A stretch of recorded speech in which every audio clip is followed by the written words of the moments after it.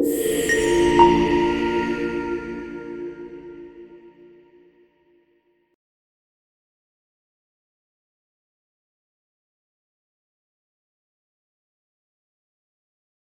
improvise. Well, welcome everyone to this leadership panel. For those of you who have been to Forum before, we always, on the first day, dedicate a special panel to hear the national viewpoints when it comes to open science practices from various organizations in the sectors that are connected. And yeah, this year we're really honored to have three distinguished and excellent speakers joining us today, and to have a very vigorous conversation around the challenges and priorities of our stakeholder groups. Before we start, I'll do introductions. So sitting in the center, representing the higher education sector from the universities, we have Dr. Stephen Griffiths. He is Professor and Vice Chancellor for Research at the American University of Sharjah. At AUS, he is overseeing the establishment and implementation of the offices that manage research services, research infrastructure, research partnerships, and intellectual property. He is also accountable for the establishment and management of the university's research centers. Prior to joining AUS, Dr. Griffiths served as Senior Vice President for Research and Development and Professor of Practice at the Khalifa University. He also serves as an advisor to the UAE Research Program for Rain Enhancement Science. He is an elected member of the Global Energy Prize International Award Committee and on the board of directors of Graphene Innovations from Manchester. That's where I studied, so I know about the Graphene project. He was a member of the Emirates Research and Development Council, the Dubai Future Council on Energy, and the Artificial Intelligence, AI, Expert Group Committee of the UAE Council for AI and Blockchain during the formation and establishment of each organization. Prior to his positions at AUS and Khalifa University, Dr. Griffiths was Vice President for Research and Associate Provost at the Mazda Institute of Science and Technology and Executive Director of the Technology and Development Program at the MIT. Please welcome Dr. Stephen. To the far left, we have Mr. Hamad Al-Hamari. He's presenting the library sector.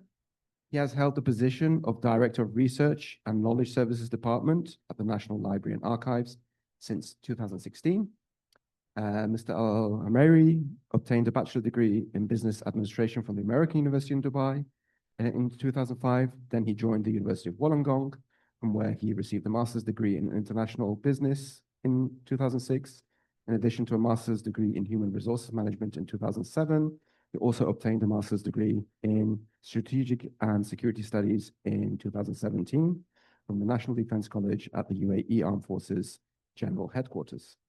He has held several positions in various government and private sectors, among them membership of the Board of Directors of the Emirates Association for Libraries and Information, ELIA, and membership of the Middle East and North Africa Regional Division Committee in IFLA. Also served as Director of the National Library Committee.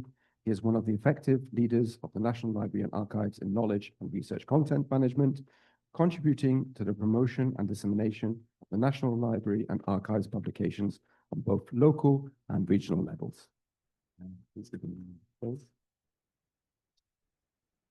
And last but not least, we've got a diverse representation of the stakeholders representing the industry research nexus. We have Dr. Farid Al-Amiri, Chief Strategy Officer, Sharjah Research, Technology and Innovation Park, SRTIP. Dr. Farid has dedicated his career to shaping the UAE's R&D and innovation ecosystems, where S&T directions align with strategic policies to advance R&D and support national competitiveness. As Chief Strategy at SRTIP, he leads initiatives that connect academia, industry, and government, fostering a dynamic ecosystem for transforming applied research into innovative and scalable ventures. Farid played a pivotal role in launching the UAE's National Science and Technology Policy and was part of the founding team of the Advanced Technology Research Council, ATRC, in Abu Dhabi, and the Khalifa Innovation Center. Early in his career, he was seconded to the Arab Science and Technology Foundation, where he helped connect applied research with regional investment opportunities. So this is the golden opportunity for the panel today. So here's going to be the format. So in order to have a flow of conversation, I'll be asking each of you a set of questions in 3 or 4 questions. Then I'll have a question for all of you, and then we'll open up the audience. I'm sure they have questions that they would like to ask as well. So we'll engage in that conversation. So let me start with our host, Dr. Steve. Right. And first of all, we want to thank you on behalf of Form Initiative for supporting the partnership and making this happen for all of us to be here today. So thank you for that. Okay, so open science in universities is a huge, complex, and multifaceted topic. Basically, we could literally talk all day about it and barely scratch the surface. With open access and library subscriptions, open data and infrastructure funding, research integrity and assessment, citizen science that was mentioned by Professor Todd earlier, and a host of other topics to choose from. So I'd like to start by narrowing the scope. So let's talk about your responsibility as Vice Chancellor for Research and look at it from this perspective. So what are the key priorities for your university with regards to development and implementation of open sciences, policies and practices? And what are some of the greatest challenges that you faced? Sure. Well, first of all, thank you for inviting me to the panel today, and it's a pleasure for AUS to host this event. It's a very important topic. As I thought about the questions, the first thought to my mind was, how are we defining open science in the context of AUS? And so here, I mean, obviously there's many things we can talk about, but certainly the open publication is important. We talked about a little bit of that in the morning.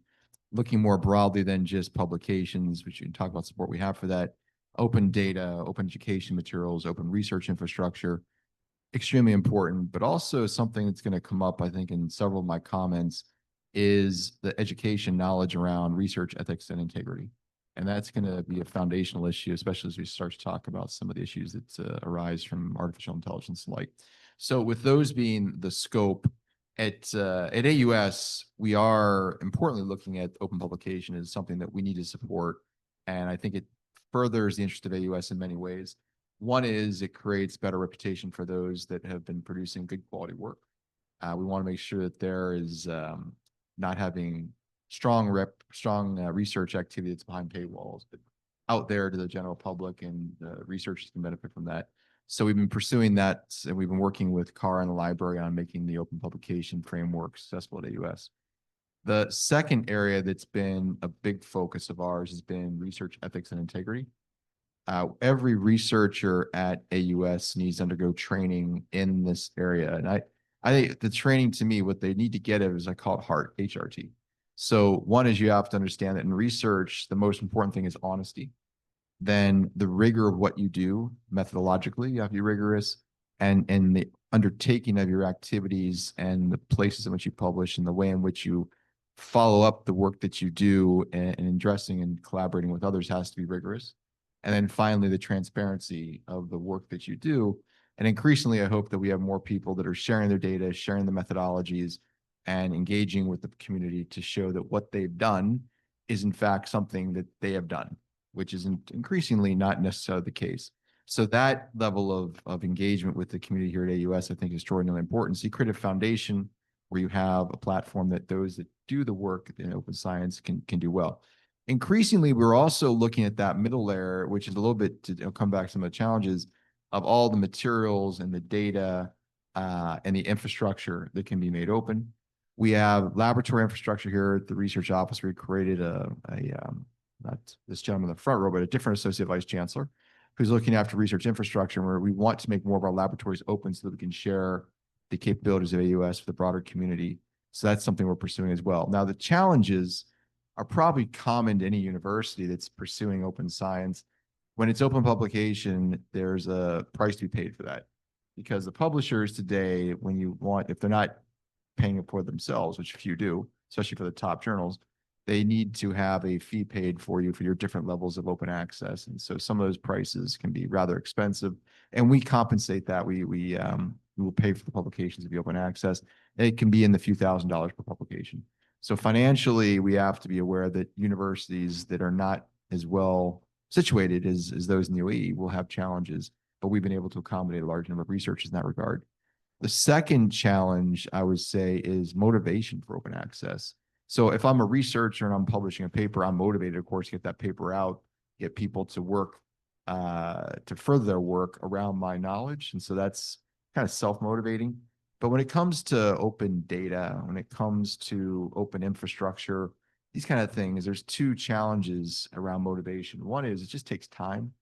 So you talked to me, Todd in his speech talked about the FAIR principles, so findable and accessible, interoperable, and then reusable. I mean, it sounds great as an acronym, but each step of that with data takes a lot of time for someone to have to do the curation. And so it's, why would we do this unless there's some driving force from a mandate or some recognition which is clear for that? So that also couples up with another challenge, which is just the human resources to do it, right? So the motivation to do things and human resources to look after that is challenging. And then increasingly, it comes back to my statement about research, ethics, and integrity. The transparency of what's been done in research is a challenge, not necessarily from the researcher's perspective when he's disseminating his or her research, but utilizing the knowledge that's out there. And today, with the generative AI and the like, I really don't know sometimes what's real, what's not. I mean, I'm an associate editor for some top journals, and man, I look at the papers and I just have to keep rejecting them because, you read them and they sound right, but there's nothing there of substance. So I think that is an important piece of it as well. So that's a challenge we have to look up to. And then finally, I'll stop in my first comment with one area is it's intellectual property. I'm sure Fareed will talk about that as well. Openness is great, except when you feel like you're losing your potential intellectual property, or if it's not about IP for commercialization, it's your competitive advantage.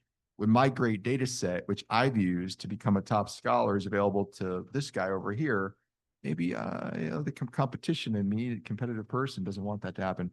So I think these are all a number of challenges we can follow up on throughout the course of the discussion. But there's the ones that AUS I've been thinking about quite deeply in my role.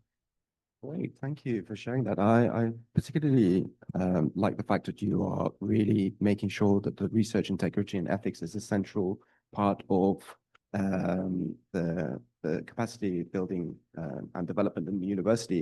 And I see this in the region coming up in many universities, making it mandatory for any sort of funding to actually go through a ethics and research integrity program to align first. So that's great.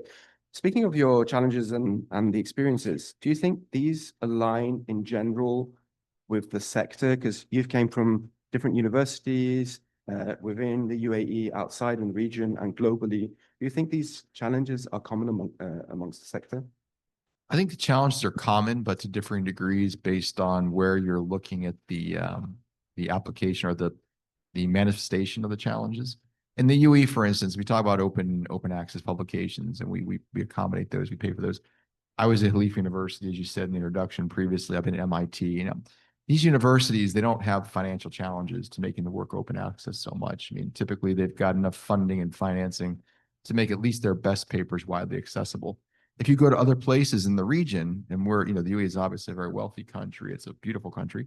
Other countries in the region are not as well endowed, right, with the resources to be able to provide open access to all their researchers. And so money becomes a challenge. And that's something that I think many face. On the motivation, I would say that's just going to be a common everybody, right? So besides the publication, why would I invest all the time that this is required in trying to make the data open, trying to make the research infrastructure open? And we talk about IP and competitiveness. I think that's a pretty common issue. Maybe, and there's those that are not that much aware of it. I mean, the whole transparency around how the data and the knowledge being provided, or the knowledge that you acquire these days, that where is it coming from? Is it something you can trust or not? So what's the legitimacy of that knowledge coming? That should be a recognized challenge, because we have a lot of really bad information starting to get into the core of the knowledge we have out there. So I think that's a common challenge. And besides that, I think that looking at the UAE in general, the areas that we can really take as a strength, I think that we can pursue that others don't have as much opportunity as is, I think the network, especially in Sharjah, of the ability to say that openness is important. And so when you talk to Fareed, he'll say that, in SR, at least in Spark, they used to call SR tip, in their context, they have AUS as a partner, and then we have another organization called Shara. So we have an ecosystem building where I think openness and collaboration is pushed as a strong means of getting the ecosystem to go into research more strongly. And other places don't have that. So it's a bit of a nuanced strength of ours. Right, it's great to see the common challenges. And what you mentioned that is also linked back to ethics is the trust element on trusting the research that is out there. With so many retractions happening now, AI, LLMs being trained on those data as well, this becomes an extra layer of challenges. So I want to come back to what you mentioned in the first question around the challenges that open access has paved the way, but sometimes unethical publishing practices, paper mills, citation manipulation, and other issues. Do you think this is really, really intensified with AI coming along as well? And what are your views on this topic? Yeah, it's interesting because I get each morning, Nature has a newsletter comes. And this morning I was just going through the stories in the newsletter. And I saw something that they were citing some information from the South China Morning Post, which I don't read, but I read Nature. And is their headline was, the growth of paper mills in China. And the numbers were just astonishing. And so they had done a deep dive into the use of generative AI, LLMs, to produce papers. And just one paper mill in China, they were saying, is producing now 40,000 papers per year.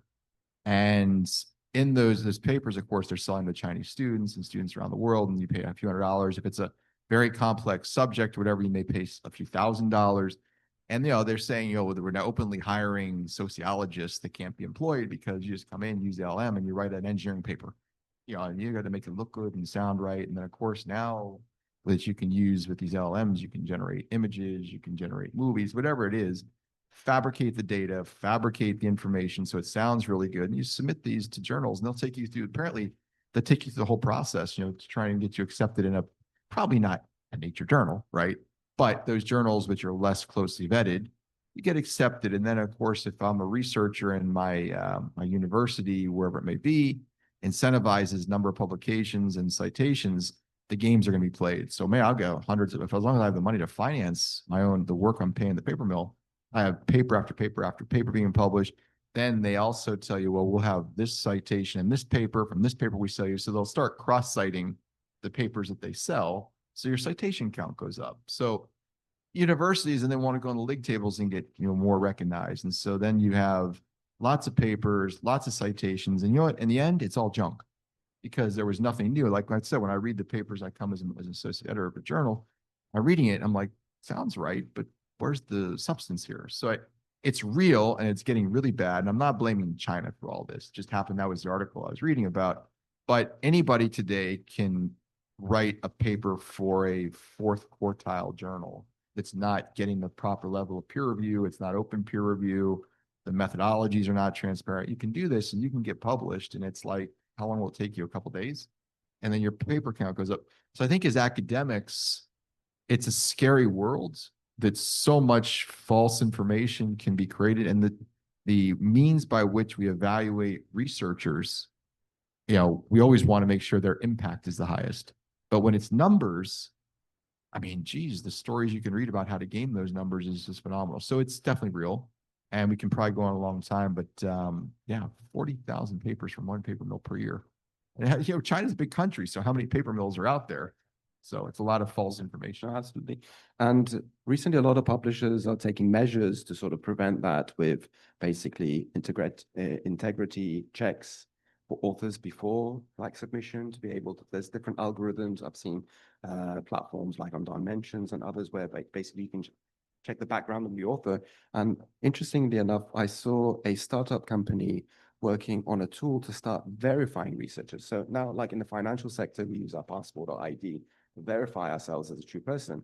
This is not in the academic world. So they're building tools to be able to link like real information, your passport, your identity to sort of to that particular author. And these are measures that can step, but again, when it comes to the if someone wants to misuse the system, they usually are one step ahead. So it will take time for all these measures to pick up. So we talked about the challenges. Now let's move to a more positive note, to the opportunities. So what are the opportunities you see that open science can support in contributing to UAE's strategic development in the global higher education sector? Well, I mean, I think it's a great time to double down on what we talked about originally, and I said I was going to come back to is ethics and integrity in research, and changing the way in which researchers think about what they're doing, think more deeply about having an honest approach to research and a rigorous approach to research, and being more and more transparent. And then on top of that, it's not just that knowledge and awareness that is good that we have more deeply ingrained in folks, but the way in which we evaluate research. And so those of us that want to be at the top of our game, we don't care now about the numbers as much as having a major impact with the things we do. So rather than saying I've got this H index or this field weighted citation, these are numbers. But I've said I did something that was cited, incredibly cited, in an important policy document, for instance, and it changed the way in which something important happened. That kind of story makes a difference to me, and it should make a difference to the universities evaluating the faculty. Those kind of rewards are important.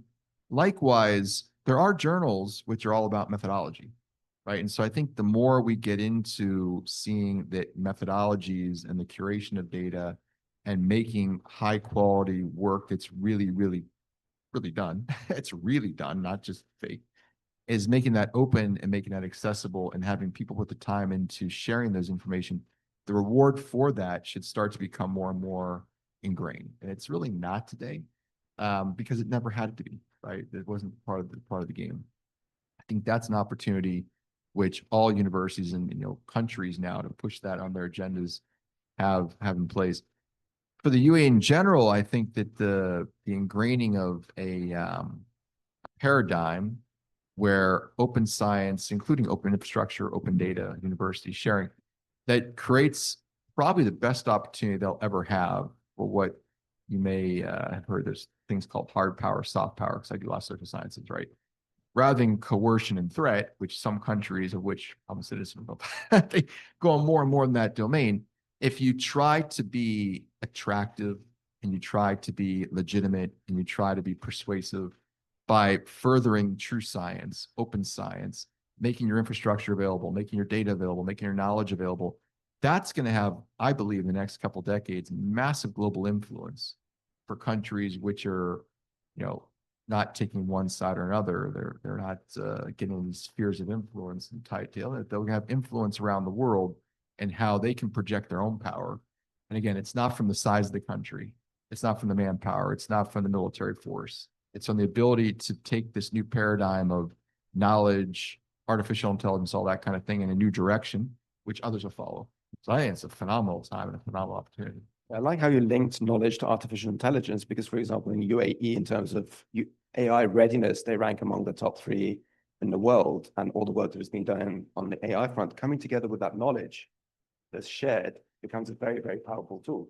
And I'll say, the other place where the UAE ranks, if you look in the top world rankings, big countries, they tend to have the highest ranking in many things. Soft power and AI is where the UAE is always in the top 10.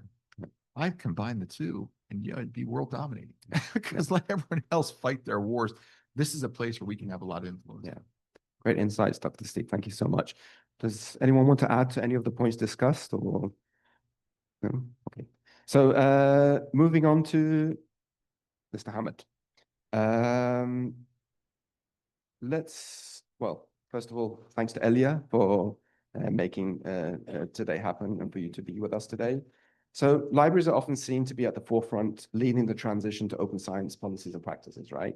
Not only in higher education, but also research communities on the the public domain through national collaborations, awareness programs, supporting activities such as citizen science, and by working with key policymakers. So being at the forefront of change, leaves libraries exposed to substantial headwinds. So these headwinds are cultural inertia, institutional resistance, and raising difficulties in dealing with the various commercial aspects in the publishing world. So as a highly experienced librarian, working both at national level and regional level, in your opinion, does open science benefit the library sector in general and your organization? And how have you seen open science change the landscape of libraries and archives in recent years? It's a new headache on libraries now, to be honest. But as a library community, we definitely are rely more on researchers and students who really come to those places as a main resources for their research. So it's something new to us. And to be honest with you, we rely more on companies, and we rely more on those initiatives that have been done by a lot of companies that willing to help us to take that path, whether it's going to work with libraries or not. If we see UAE, for example, it's taking the lead, as we mentioned, that in technologies, AI, and so on. A lot of investment. We can see the government is taking part internationally to take the different aspect of the government, not only libraries, to speak one language toward the right sources of research or open science or whatever that we could gather those and connect those between government sectors, educational, and service providers. In libraries, for example, I saw yesterday that a lot of, for example, Algerians, one of the Algerians online seminar yesterday, they were talking about they have more than 60 digital repositories in Algeria. I think we do have more here, but they are not really connected between each others. What's the benefit of those digital repository if you don't have any, as we said, sustainable and benefit for even the researchers or those libraries to go through this process? I think it's a new way that we are gathering those digital repositories to present the outcome of all the research or the publication has been done in UAE, and this is our main role in the National Library, is to preserve all the production of the publication and all the production of research has been done within UAE, by UAE, or by even the citizens or people who's living within UAE. But we can see this aspect has been taking part with different even universities. Before the National Library, we can see UAE University as leading and doing a lot of things that it's supposed to be done by the National Library. That's why we are talking to them that we need to collaborate and start from wherever you guys stopped, so we can take the lead from there. It's a new challenge, as I said. The UAE strategy 3031 is putting their efforts in, especially the Emirates Council of Scientists, for example. This year, they're implementing the strategies in their education material for the students in schools. So I think this will need time, even for us as a librarian, to cooperate with the openness of AI. In the National Library for ourselves, we try to be part of the, we're representing data site, for example, now to give DOIs. And this was very new to the region. And it's very challenging for us to represent this. So as I said, it's a new headache on us, but we have to deal with that in particular. Thank you, Mr. Ahmed, for sharing that. It's interesting that you touched on the same point of, UAE as a soft power with sharing knowledge. All you need to do is to go to any of the international book fairs, like London Book Fair, Frankfurt Book Fair, and you see such a strong presence from UAE entities, from Abu Dhabi, from Sharjah, in general. So it's like really a testament to what has been discussed. So you mentioned some of these challenges. Let's move to solutions, best practices. What solutions do you advocate to help libraries face these challenges? And are there any examples or lessons that you've learned for any international organizations which you found productive? See, we do have some certain projects in the National Library itself and the archive of the UAE. For example, we did a very nice initiatives with the British Archives, for example. I will speak about our core business, let's say. To make it easy on researchers, for example, we have reached the British Archive and cooperate with them in one project. It's live now and it's open access for everybody. It's called the Arabian Gulf Digital Archive, where it has more than 1 million documents related to UAE and the Gulf region, historical documents. From that, we didn't stop there. We have translated into an Arabic. So you can search by that, by any keywords related. For example, if you want to search about Abu Dhabi, Sharjah, Dubai, you will go to those documents by keywords, for example. We haven't stopped there. We saw that our researchers and customers are really once more into that. We have combined our digital videos and audios related to that key subject word. Could be also appears while the research, for example. If we search about Elizabeth visit to UAE, there is an icon. You can click on that. It will drag all the documents, plus all the videos, plus all the pictures related to that visit. That's what researchers wants to at the end of the day from each entity in or each university or each, whether it's medical or a business or a historical entity in UAE, to make it easy on them. But again, it's a costly on us. It was not a cheap project. Especially you go through creating a digital repository for that, translating the documents, uploading those stuff, adding and verbal orders for the people who wants to use, even by verbal applications on mobile phone. This is all costly. Not every entity in UAE could do that. Imagine if you have hundreds of projects similar to this. You need a huge project. So you should set your priorities, your objectives on what exactly you want to provide for the researchers and the students in UAE, for example. So if each of us, as academic or a public sector, focus on that object and start talking, link those in one platform, that would be great. So you touched on openness and being able to share that data, which comes under the whole infrastructure being open, but the dissemination and sharing it and making it accessible, discoverable is also another part of the challenge. So it's not only making it available, making it free, but also you need to take that extra step with the infrastructure and the technology, make it visible to the global audience. So thanks for. We have been speaking before we entered the about the oral history, for example. Yes.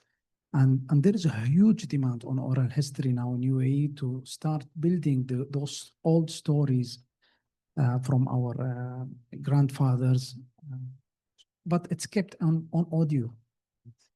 People doesn't really know those accents, so they can.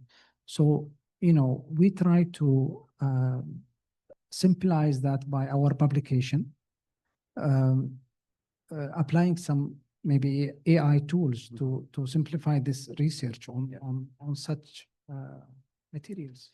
No, again, a close collaboration link between technology and the knowledge to make the use of it, because using the power of AI, we can increase the accessibility level. Like, for example, if it's in Arabic, AI can be made available in a different language or multiple languages, or make it more understandable if it's complex topics, encouraging transdisciplinary, interdisciplinary research. So it's, again, having those open knowledge infrastructures, harnessing the power of AI to really help with the discoverability. I've got one final question for you, and let's look ahead. What changes do you expect to see in the upcoming years, and how can libraries prepare themselves for some of these changes in the future? We are opening now, hopefully in the next 4 years, the building will be ready for the National Library of the UAE. With our partner, we have emphasized that we need a scientific labs for the community. It's not a place that we require just people to read and leave. It's more a community engagement, depositing their researches, depositing their publication. Plus, they can also use those labs to create something new, whether it's a oral history lab, if they want to record their grandfathers, whether it's a musical, whether it's an art, whether it's... So community require from libraries and national libraries to be much open for them, especially for the community. You as a national library and the library itself, you need to access those material that you have. And the unique thing that when we combine the National Library and archive, so the researchers will go to one entity to find the resources, rather than going to the archive and the library itself. So we try to unify our systems even now. While you research, you could find both archives material and the library materials. That's a great example of that sort of collaboration among the community as well. Thank you very much, Ms. Tam. Any points to add to the questions from your side?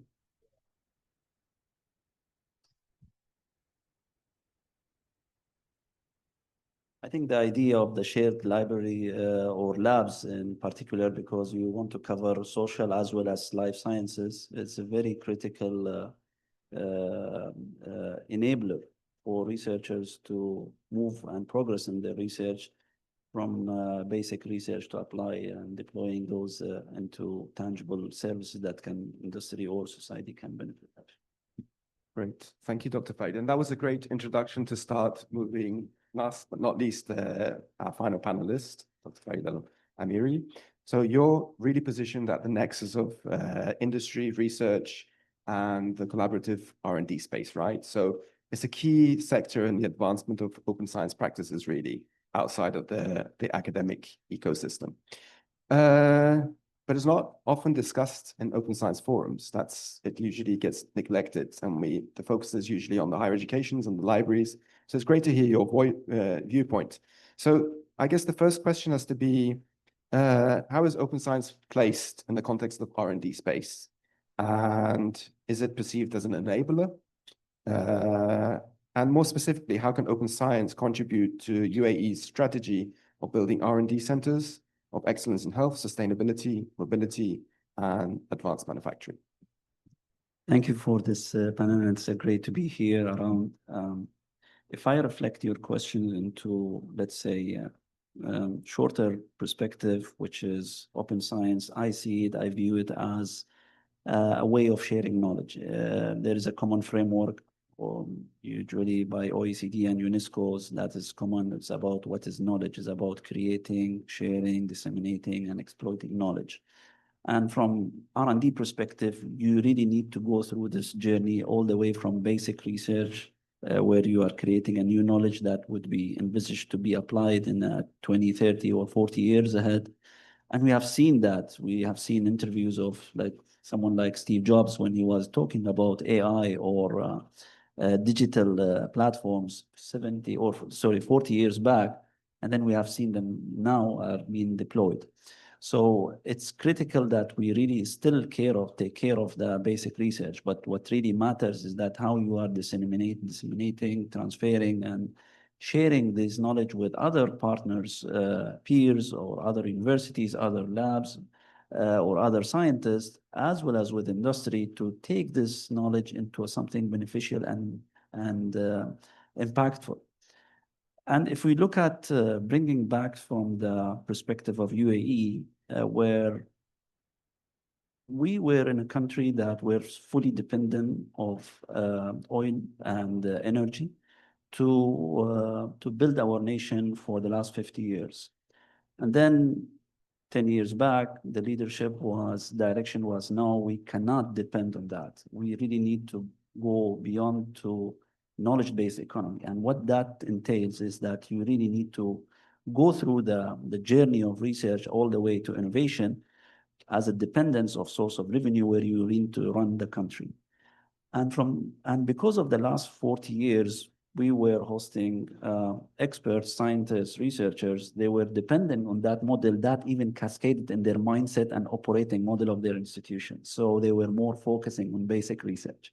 But now the expectations from the government are quite different, that you cannot keep asking me of extra budget for my research or my research institution and having the same results. My operating expenses of operating the country is increasing. So I cannot keep with those requirements of increasing. Every year, Steve might ask for further budget. And the country we really need to look at the other way around, whether from legislator or the investor, that out of this support that I'm offering, you need to bring something in return to the society. That's a game changer for the way of those research-based or knowledge developers need to consider. So that kind of transition needs to be cascaded at institutional level, at R&D centers level, and even at individual level. Yes, I know that certain models or certain, indicators like Times Higher Education and those rankings are forcing you for more publication to sustain your positions. But you really need to look also that being in such a country like UAE, it's required that you really need to also consider the other way around also. And kind of balancing, I'm not saying that you're ignoring those rankings, but also balancing between that type of perspective that brings also value to the country. And this is really critical. Otherwise, you will always be stagnant of just thinking about that, creating knowledge. And for us as an enabler that links, my career was about linking the scientists with industry. It's very important. And sometimes platforms, enablers, even like libraries, are important to bridge that kind of a gap. Otherwise, you will be always stagnant in a certain level of ranking among the countries that are only just producing knowledge, but someone else is benefiting from. And those countries who have reached to best 25, it cannot compare, of course, with China or US, but at least those emerging nations like Sweden or like Ireland or like Singapore, they have like 40 years of legacy, took that knowledge that had been created and deployed it and turn it into an innovation. So that's very important perspective that you need to consider. Absolutely. I can see a key theme going along. Like you started it, Dr. Stephen, with mentioning moving away from those metrics and citations, and on the library, the community work, and what you're mentioning about moving away from the ranking systems in general, not to have that as a perspective, and really looking at the impact overall. And I think it comes down to, again, the mission for universities, the raison d'être, the reason for being there. It's the same with libraries. Whenever we go true to our mission, the work that we produced, it creates impact. So I think that overall overarching mission becomes very, very important. And with that view, it changes the outcomes as well. So thanks for the points that were raised. And definitely in any transition, especially on the industry side, to move towards open science, and it was mentioned before as well, it's difficult when you want to apply open science policies and you want to look at applied research commercialization, right? How do you incentivize and how do you balance between the two, and how do you make sure that this trickles into the funding mechanisms as well? So there is a fact of, let's say, two aspects of key challenges that we are facing in this part of the world. First thing is about setting different expectations, where, as I mentioned, researchers and knowledge creators are always thinking about that angle, which is creating new knowledge. And while in the industry and the community or even the government are expecting that how I can utilize those knowledge. And because of that, two different expectations, we ended up with, in the beginning of our building our nation, like we kept buying technologies, buying solutions from outside. And that created further challenge of you cannot keep buying, especially with the trend of monopolies and cost of building transferring or buying a technology. And in the world of innovation index, you will end up like in the categorized in the countries that you are your importing technologies are more than your exporting technologies, and you will be in the minus, while the top 25 countries are more in the positive side. So that strategic view is very critical, and because of that kind of a culture that was built for so long, where we are even at individual level, I like to buy the iPhone, I like to buy the new car, I like to buy, while the culture of those big 25 countries like to develop the technology, work with, collaborate for building a technology. Yes, they are still also importing technologies, but they are also have that tendency or the culture of developing the technology equally. So this is the culture that we are trying to overcome and bridge this gap through some enablers. As in, again, I can mention the example of having a shared facilities that the government is investing, shared infrastructures that not only an institution can benefit. If, for example, Dr. Ghalib is in AUS, he wants to buy his own equipments, how come we can come up with policies that other research groups, other research centers, other universities can co-share and work with them to optimize the use of those equipments and facilities? Because at the end of the day, UAE is not, we do not have a critical mass. We are not like China. Last week, we were in Imperial College in the UK, where every startup have their own lab to that extent. But they didn't reach to that stage because they already have a demand on their very niche technology that they are serving the industry. So for us to reach to that kind of a stage of maturity, we really need to co-share the facilities, support each other in terms of putting some incentives of accessibility to the optimize of the resources that you already have, or even the budget. If I have a budget and that kind of a product development taking me from technology readiness level from 2 to 3 for prototyping, and I have half of it, how I can work with my colleague in other parts of the world or even regionally to co-develop this solution. So this is really matters where we try at national level. There is Emirates Research and Development Council where they try to optimize the use of governments and resources of government and cascaded and help the research institutions to get the support. And even from the soft perspective, like libraries, how they can integrate with local university libraries. And you can bring these type of examples across all the elements of the support you would need.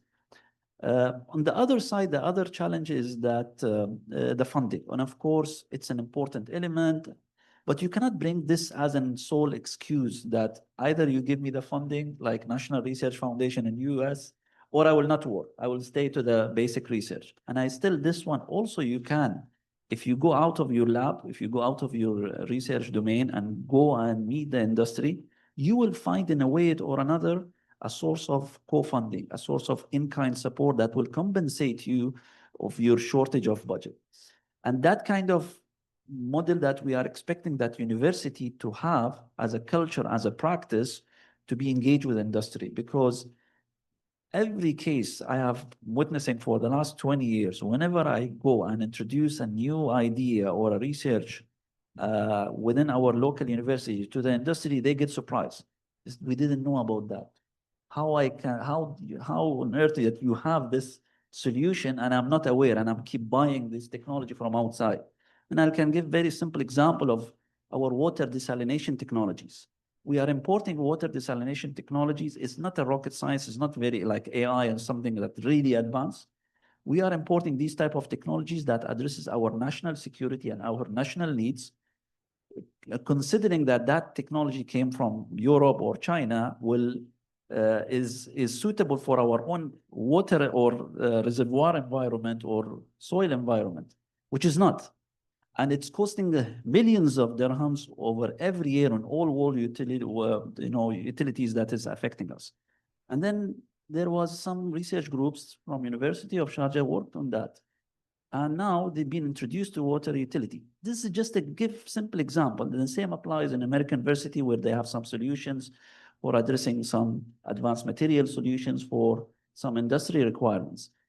The more you are engaged, the more you are opening the channel and the chance to get funded and to get support. But if you will bring only the excuse of, oh, I just need the fund from Steve, then you will always become a challenge. You will have a challenge by yourself.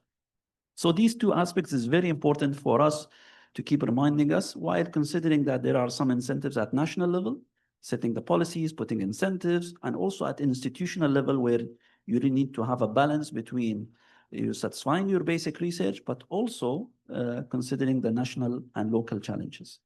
Great, thanks very much for sharing those examples. Now, talking about the open science connection over here, when it comes to these funding opportunities, do you have any requirements for example, a research impact statement, or for example, a requirement to publish the findings or share the findings globally or openly? Are there any linkages in the funding that you have? So there is always, I can understand, and there is a challenge, and I like in the beginning, the first question when Steve answered is about the challenge of disseminating knowledge and publishing it versus make it confidential and serve a specific client, where it's a government or solution. And this goes back to the philosophy or the strategy of each university. We have witnessed that how this strategy has been evolved in the all universities, starting from the mother universities like UAE University, all the way till the most recent one like Mohammed bin Zayed AI, where they are considering, that kind of strategy where sometimes you can publish and sometimes you need to exclusively bring it to a specific client. Sometimes they are government. So you need to be kind of confident about with the type of unique knowledge that you are sharing with, because at the end of the day, you are serving a national priority or national security, whether it's food, water, or energy. So there is no one playbook that you may apply it on all. It's all situational based on your nature of research, based on the nature of the client, based on the nature of the technology that is serving. And this is important that you need to work around with the research offices and technology transfer offices to find the best scenario for how you are bringing this knowledge to life, whether sometimes for publication. And again, I understand that sometimes universities put pressure on the faculty to publish, otherwise you will be always, the deans are putting pressures like Dr. Fadi. But equally, he understands now our language. Steve understands our language, that no, this is not enough. We need to also work it out. We need to come up with a customized way of solution. And at national level, we really, because we admit that we don't have a critical mass, it's very important we optimize the use of all university research-based institutions across UAE, and AUS is a key player in this regard. We cannot achieve the national goal of science and technology policy of 2031 or national goals of 2031 or the plans of Emirates Research and Development Council without those engines, which are the university-based researchers. So these are very critical to work with. And we as a Sharjah Research and Technology Innovation Park would be more than happy to absorb any ideas or work with any researchers through the research offices, where we can link them with the relevant customers, sometimes with the relevant investors, sometimes with the government, or build sometimes a consortium. Sometimes you cannot do it alone. And we have witnessed in the last case we had where we were serving National Paint Company, which is one of the biggest company in UAE, dominating market share of 70% for painting. they had some challenges, and we combined the team of American University of Sharjah and University of Sharjah to serve them in 3 projects. And this is just an example. Great examples of the industry academia collaboration, especially on a national level. Now, let's touch on the societal side, right? So, when it comes to societal engagement, developing that trust in science is hugely important. And can you tell us a little bit about how to embrace these open science policies and practices to help integrate the local community into Sharjah's innovation system? So, your insights. From societal perspective, we try as a Sharjah Research and Technology Park to always engage. Our 4th strategic objectives is about engaging with the community and address their needs, and being an interactive platform for the community to come and work with us and to see what kind of activities. In every single event or a forum or a workshop we do, we try to bring the community on board. So, for example, there are certain, demo days that we demonstrate some solutions that impact societal challenges. There are sometimes breakfast events that we try to address certain challenges that is emerging that people may not. Sometimes we do technology transfer forums in certain priority areas where we address. And guess what? Every time we do, even if it's a very small workshop or a mega event for 2 days, the moment I go on the break or inside meetings and networkings, I see a lot of people from community comes with some challenges, and I see a lot of researchers comes or from industry with some solutions, and I link them together and turn it into an initiative, bring universities on board and work it out. Because we are witnessing these are platforms. Usually we have this culture that industry do not like to enter inside labs or inside universities because although I challenge it as a perception of these guys are theoretical, but then whenever they see those kind of individual cases, witnesses, then their perceptions change. Oh, I didn't know that you guys can do that for me.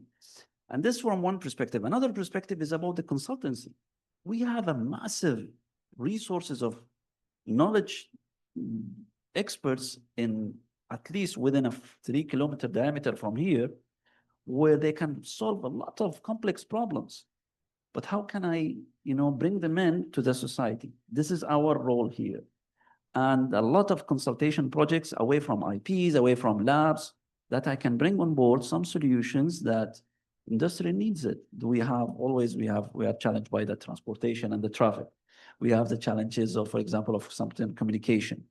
There are multiple solutions that we can always compile a team and bring it to the client and engage and solve society problems. Having that open channel of collaboration between industry, academia, and also bringing in the societal impacts. Anything to add on Dr. Ferry's points, or should we move to the general question? Yeah, please.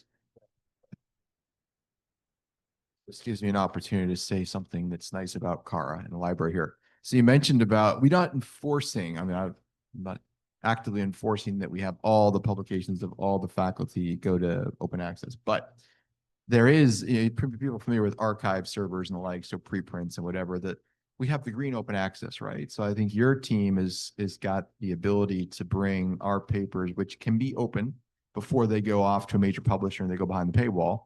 They're now available to the world to be able to download, and even once they're behind the paywall, if we paid for open access, then it's open as well. Her team puts a lot of effort into trying to bring all the publications that AUS possibly can. I know they've done it for me, and I haven't had to do all the hard lifting, and you guys have done it for me, putting those papers onto our server so that the world can come and benefit from the knowledge. So I do think that the libraries and the universities, which are taking this initiative like we have here at AUS, although, do we force them? I don't think we force the faculty. We encourage them to put their papers that can be open access into the archives and the repositories of AUS. We encourage them strongly. Maybe we'll enforce them. It can be nasty. I can be, as I said, I don't like to be coercive. I like soft power. I'll be persuasive. I'd be persuasive in going more open access and working with CAR. But I think that's something we do well here. Please. Just want to, from my side, to conclude with a nice case study and story that how the knowledge being disseminated all the way from a simple case. So, and this was even a surprise for me, and I'll tell you the story from beginning. There was a student that decided not to look for grade, but look for a knowledge for his capstone project within the engineering college in AUS. So he worked with his faculty to come up with this augmented reality solution for certain industry and turn it into a capstone project for his graduation. And I didn't know him at that time. This was like 2-3 years from now back. And then he decided that there is a next door Sharjah Entrepreneurship Center. I want to turn it into a horizon for commercialization or a business. He got, again, there was a knowledge being developed and at AUS, and I can't tell the details of how this knowledge being developed, but it was between a student and faculty. And then he went to a next door to Sharjah Entrepreneurship Center, Shira, where he turned this into a business case.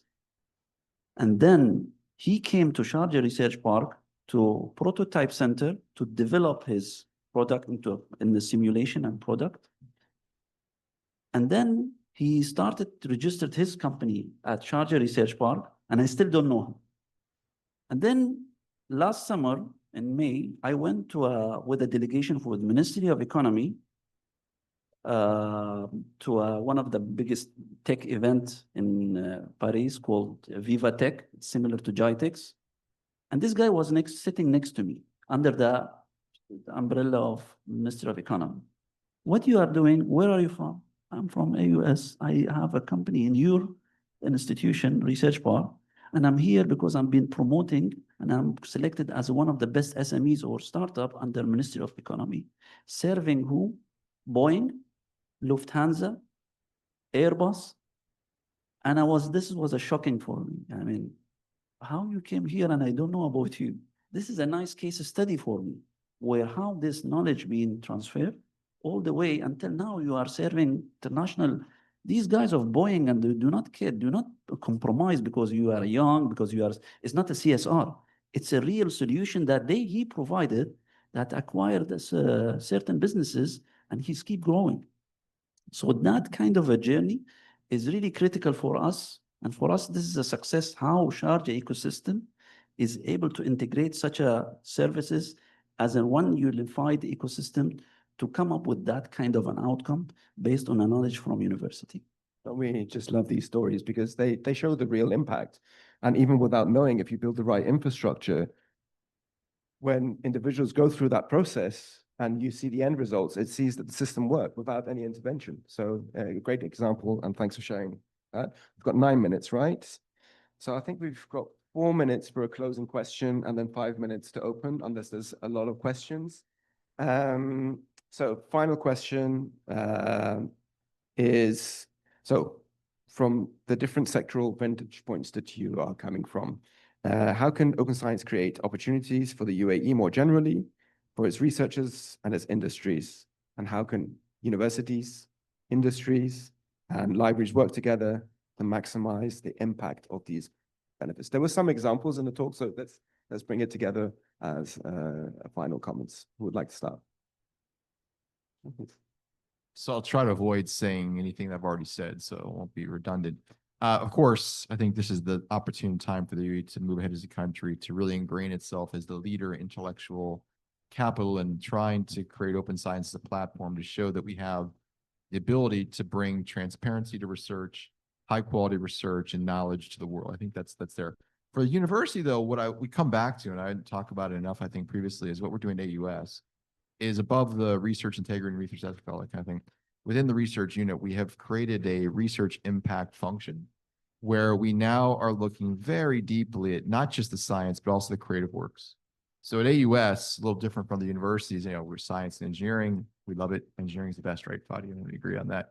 But there's also creative people, right? And so the performing arts and the arts and sciences in general, we want to make sure that those are properly recognized. So we're looking now at all the ways in which we can find the impact from the publications, from the innovation, and from those disciplines which don't get measured on the same level. And I think that the AI thing we talked about, the credibility and transparency falls down to them as well.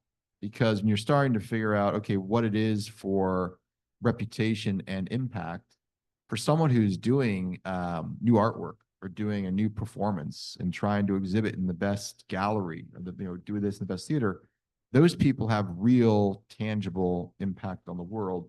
And I think what we'll start to see over time is the science and engineering impact measurements will start to shift, but then we'll also get more appreciation for what Sharjah is really, really, really importantly, increasingly going to be known for and is known for now, is that culture and heritage piece. Because you really can't fake that. It's real. I mean, you can create art down on the web and whatever, what have you, but when you really are into the depth of the creative works and the arts, and you're promoting that, you mentioned about the book fairs and what have you, that is another form of soft power in this paradigm of let's demonstrate what is real about the things that we're doing and those things that are having a difference in the world. And so I think all universities should adopt in a very transparent way, the way we're doing it, research impact function where someone thinks deeply over and over with the university community. How do we show the value of our work beyond numbers you can just pull out of the database? No, absolutely. I think we worked on a project with University of Exeter, and at one point, University of Khurfakam were also involved into this project, and it was around bringing all those different subjects together, humanities and sciences, medicine, to come up with the right narrative in approaching the challenge of climate change. And it was like really how to put science into words and how to use the power of words to convey that message to the society. So a great project. Anything to add? I think the key word here is about collaboration, as I mentioned, because we are now in the emerging stage of our innovation ecosystem maturity to become and compete some global countries. I think the transition that requires us to go to that next level of ecosystem maturity is about collaboration, optimizing your resources, go and engage with enablers like us or with industry. That will enhance the chance of your success, of impact of your research, of your outcomes. Otherwise, you will be really kind of stagnant, that you will only publish papers. So it's very important that to co-collaborate and optimize the use of resources of everyone around you for you to enhance or to benefit from your own research. Now, anything to add? From our side, since we are like archive and libraries, we receive a lot of even governmental records from government. We're dealing with more than 330 entity in UAE itself that we receive those records. Now, the library itself also, we're trying to build our collection. We're trying to build our databases even. All of this required collaboration, as you said, between universities, government sectors, libraries, and so on. So we can unify ourselves to speak one language to serve that student or that researchers. Also, bring those material to be accessible for the public is very important for us. At last, we need to adapt ourselves as librarians and archivists to deal with those technologies, because those technologies require a very high-tech background. Even now, the names of the librarians has been changed to an open science researchers or something like that. I remember even when ChatGPT came and those stuff came, the Mohammed bin Zayed University of AI and other universities has reached us to take the right historical information to implement in their small ChatGPTs in their universities. So that's good to reach the right source to.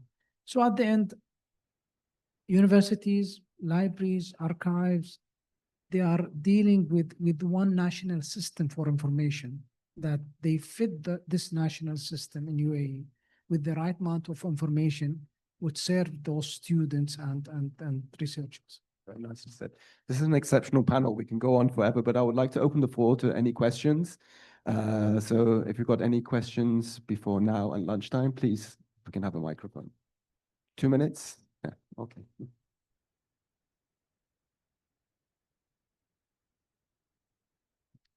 Again, hello? Yes, perfect.